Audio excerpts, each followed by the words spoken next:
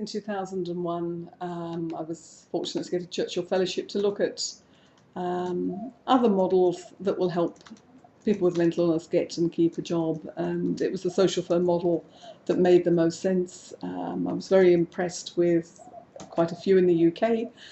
As with all models, there were some that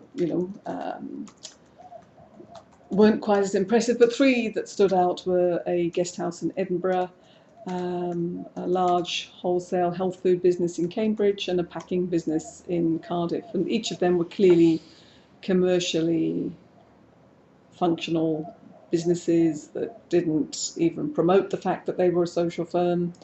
The most important priority was ensuring that a quality service was being provided.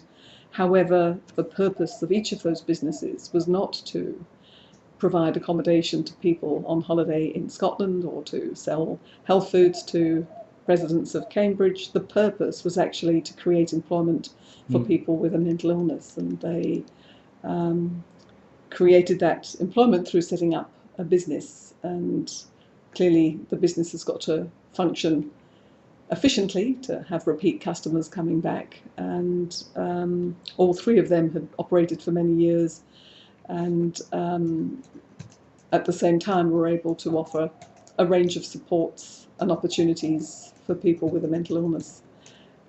So the two sort of key features of a social firm is that it's a commercial business. The majority of income needs to be generated through the trade of the business. It's understood that if you have a certain number of staff with a mental illness or disability, productivity may well be an issue. Even just having a lot of part-time staff is going to affect productivity. And so grants or subsidies can offset some of that loss of productivity.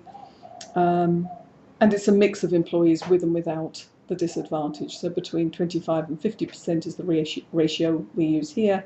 And again, that's beneficial from a social inclusion perspective. If you've got at least 50% of the staff without the barrier to work, you can not only feel reasonably confident that if you do need to draw on people to do overtime, or to reasonably expect people to turn up at 8 in the morning, or to cope with increased stress within the business, that there's a large number of staff who will be able to respond without feeling they're being pressured. But it also means that there's far more integration between the population who've been excluded from work and the broader work community. So they were both the reasons why it was an attractive model, and we decided to establish Social Firms Australia and set up, ideally, hundreds of social firms over here.